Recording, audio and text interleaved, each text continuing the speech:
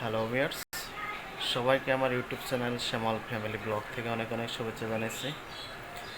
তো আজকে একটি বিষয় নিয়ে আপনাদের মাঝে কথা বলতে চাই। বিষয়টা হচ্ছে, আপনারা যারা অনেকে ইলেকট্রনিক্স পণ্য কিনে থাকেন, যেমন টিভি। তো আমি একটি টিভি কিনেছিলাম, এই যে দেখেন আমার প্রবলেমটা বলছি আসলে, পরে আপনাদের কাছে বিস্তারিত বলছি। এই দেখেন, এই দেখতে পাচ্ছেন, এটি হচ্ছে ওয়ালটনের টিভি। এই দেখেন, এখানে লেখা, এই যে দেখেন, ওয়ালটন ওয়ালটনের স্মার্ট টিভি এটি। তো এটি কিন্তু 43 ইঞ্চি টিভি।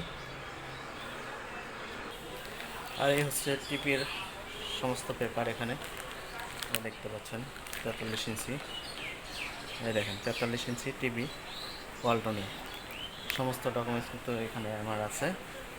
তো আমি এই টিভিটা কিনেছিলাম আজ থেকে 3 বছর হয়েছে।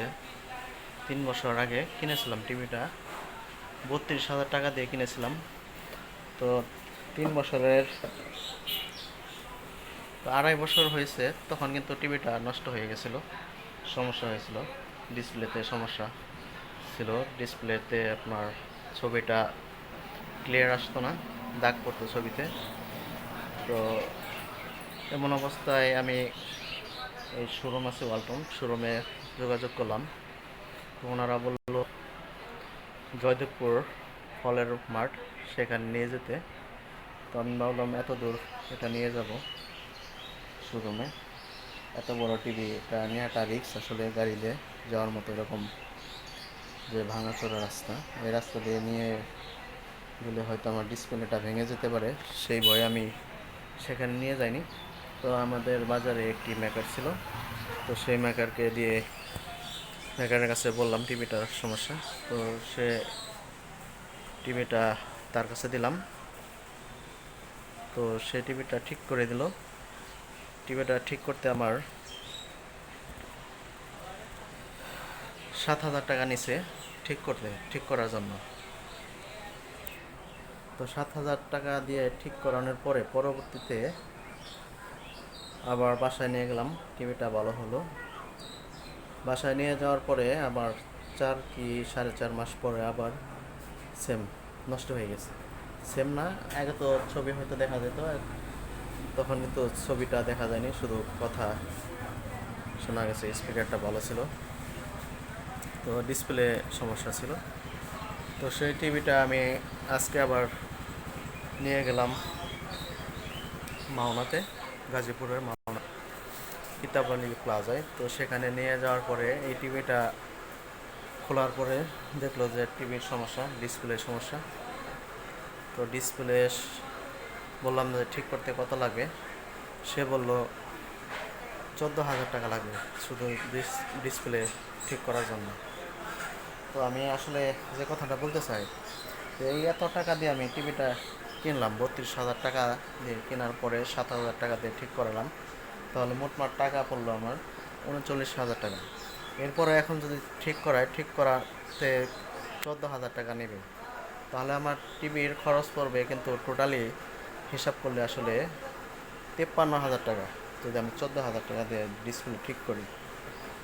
তারপরে বললাম যে না, এটা তাহলে এত টাকা দিয়ে আমি ঠিক করাবো না, যেহেতু 14,000 টাকা দিয়ে ঠিক করানোর পরে কিন্তু ওয়ারেন্টি আমাকে দেবে না, 6 মাসের ওয়ারেন্টি শুধু দেবে, গ্যারান্টি নেই কোনো। তো বললাম যে না, এত টাকা দিয়ে আমি ঠিক করাবো না, আমি টিভিটা তাহলে বিক্রি করলে কত আসবে, যে বিক্রি করে আমি আর একটা নতুন নেব। তখন বললো যে না, এটা এত বিক্রি করা যাবে না, এটার ভিতরে নাই কিছু, কি দিব, টাকা দিব কিভাবে। পরে বললো 1,000 টাকা সর্বোচ্চ দাম আছে এটা। তো আমি আসলে কথা হলো যে এত টাকা দিয়ে, 32,000 টাকা দিয়ে কেনার পরে 7,000 টাকা পরবর্তীতে আবার লাগালাম এই টিভির পিছনে, তাহলে 39,000 টাকা খরচ করার পরে যদি বিক্রি করতে যাওয়ার সময় যদি 1,000 টাকাও যদি না পাই, তাহলে এই ইলেকট্রনিক্স পণ্য আসলে কেনা আসলে এক ধরনের, আমার কাছে মনে হচ্ছে এটি বোকামি ছাড়া আর কিছুই নয়। যদি অর্ধেকও হতো তাও একটা কথা ছিল যে না, $39,000 টাকার জিনিস হয়তো $32,000 টাকার জিনিসই $15,000 টাকা বিক্রি করা যায়, $16,000 টাকা বিক্রি করা যায়, তাও কথা ছিল। সে জায়গায় $1,000 যদি আমি না পাই, তাহলে কেন এই ইলেকট্রনিক্স পণ্যগুলি কিনবো আমরা? সেই প্রশ্নটা আপনাদের কাছে রেখে গেলাম। আপনারা কমেন্টের মাধ্যমে জানাবেন আসলে এই ইলেকট্রনিক্স পণ্যগুলি কী কারণে এত টাকা দেয় কেনার পরে পরবর্তীতে বিক্রি করা যায় না। তো সবাই একটু জানাবেন কমেন্টে। এতক্ষণ ভিডিওটা যারা আমার সাথে ছিলেন, ভিডিওটা দেখলেন, তাদেরকে অসংখ্য ধন্যবাদ জানাচ্ছি। ভালো থাকবেন সবাই।